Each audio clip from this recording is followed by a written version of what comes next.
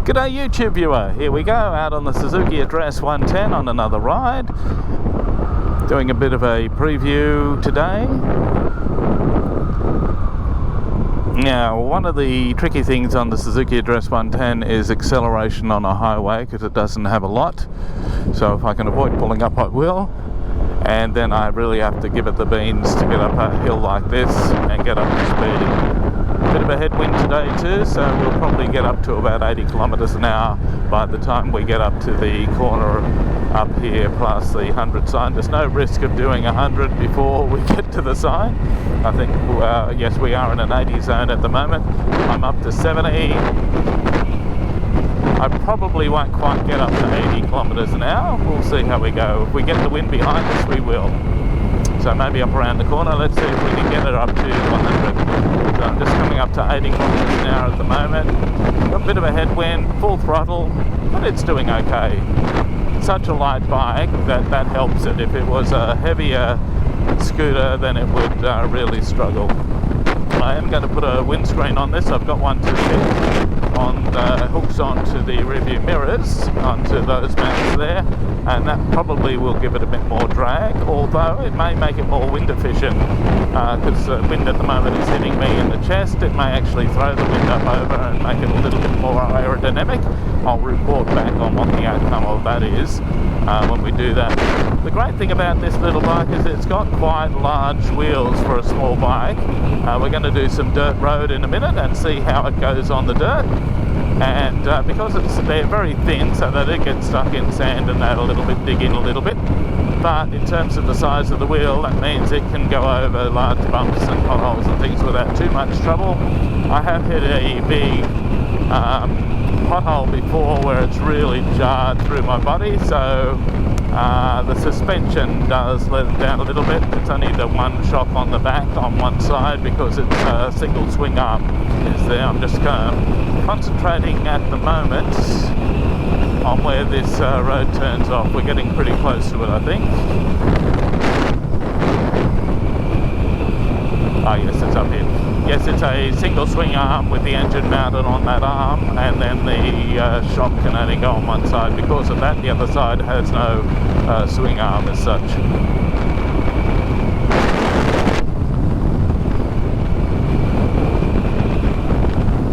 Here we go, we're up to about 100.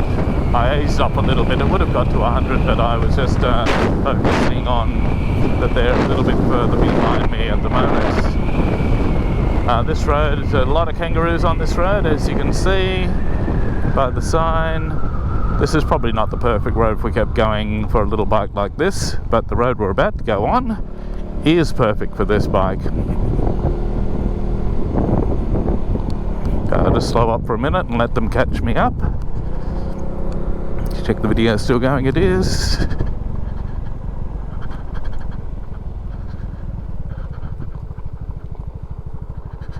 Okay, here comes Riding Hood in the rearview mirror there. And the Burgman's there too. The lights show up really well, don't they, on motorbikes? Even though these are all halogen lights and none of them are LED lights, they still work quite well. Not quite as good of a nighttime as the LED lights, but not too bad.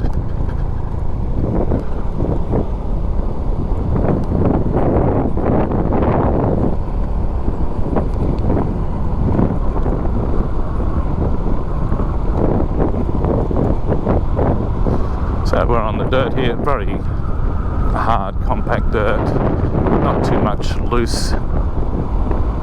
So your wheels aren't digging in, the tyres aren't digging into the soil so much, they're gliding across the top. There is some loose stuff there, so need to be a little bit careful. There's a little bit of dirt on this road and you always meet a car, just to stir up the dust.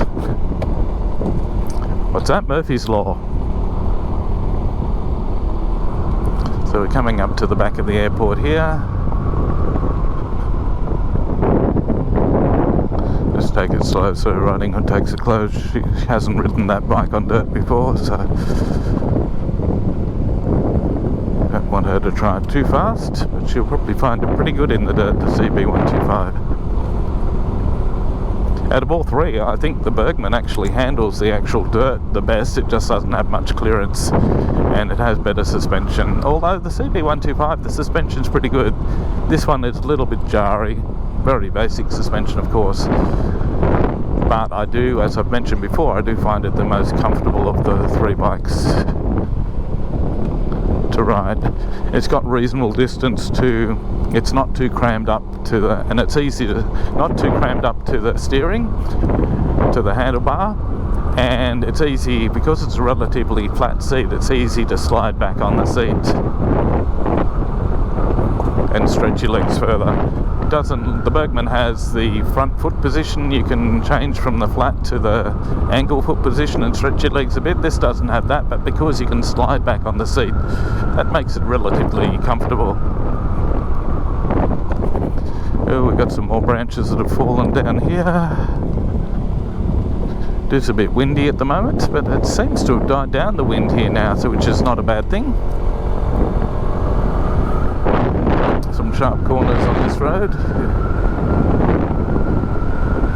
We came out here the other day and she rode her scooter and she loved this road. So today she's doing it on the geared bike, the CB125E. I'd like to give a shout out to Nick, who has a channel called Nick's Bikes, who has been watching our videos, Riding Hood and mine, and a lot of comments, and we really enjoy his feedback and his encouragement, and the fact that he's buying a similar bike to what Riding Hood is learning on, to learn to ride a geared bike as well and master that. About to do the course. Good luck with that, Nick. We will be following your adventures with great interest. We've really enjoyed having you on board in terms of liking and commenting on pretty much every video we've put up recently, and following Riding Hood's learning to ride a geared bike journey.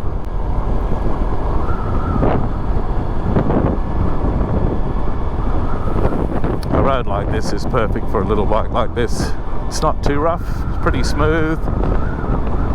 You only do about 60 or 70 k's an hour on it, and it's not working too hard, but it's just enough power to make it enjoyable.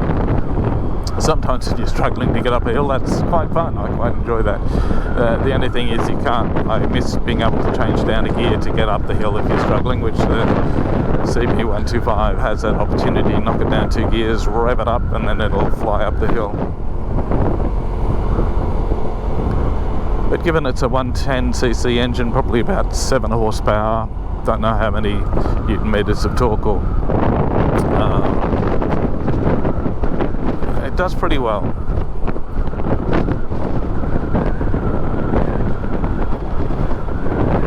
I love just cruising around country lanes. I like doing it on my big bikes as well. There they are in the rearview mirror.